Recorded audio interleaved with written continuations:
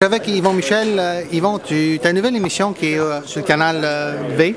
Elle a passé dans le beurre un peu la semaine dernière parce que peu de monde était au courant. Parle-nous un peu de ton émission. En fait, c'est un magazine qui se voulait informatif sur ce qui s'en venait la semaine suivante dans le programme qu'on présente à V. Mais comme tu as dit, il n'y a pas eu beaucoup de publicité. Je pense par contre que l'émission était très très bonne. WebPress ou MCD Concept ont fait un très très bon travail là-dessus. Là, les ratings ont été à 64 000, ce qui sont en deçà de ce que le V voulait. Donc, on est en train de réévaluer, mais au moment où on se parle, je pense pas qu'il va en avoir d'autres.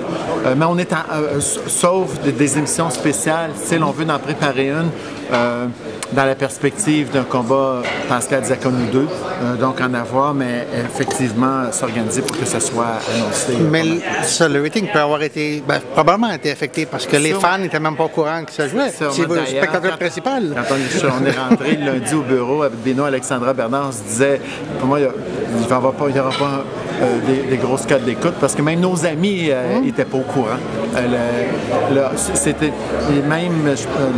Il devait avoir un programme de publicité de V, il devait avoir, mais je pense qu'ils ont été pris un peu avec le lancement de la station, etc. Je pense qu'ils sont tombés entre les craques. Est-ce qu'il va y avoir une rediffusion, parce que le plupart du monde l'ont manqué, soit par le web, soit à la télévision? C'est ce qu'on est en train de regarder. Il y a de bonnes chances que ça passe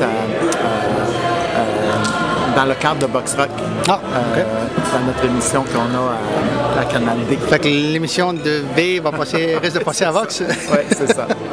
All right. Est-ce que tu as des choses excitantes qui se déroulent en ce moment sur les galas qui viennent? On est à finaliser. En fait, il me reste juste à recevoir le contrat pour on a finalisé le prochain adversaire de Joachim Alcine pour le gala du 5 décembre. Alcine qui devrait partir au début du mois, dans une semaine ou deux, en camp d'entraînement avec Buddy Maker.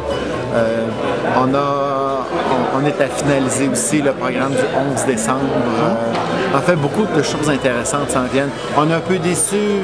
On avait Sébastien Demers qui a manqué. Il était à 24 heures près de pouvoir être impliqué dans un championnat éliminatoire. Mais de l'autre côté, il y a beaucoup de difficultés à faire les 160 livres. Et on a un gros combat pour lui en décembre. On devrait être capable d'annoncer ça très bien. All right. Bon, on se souhaite bonne chance samedi. Merci. Et beaucoup de followers pour la prochaine fois que votre émission va être diffusée. Oui, c'est ça.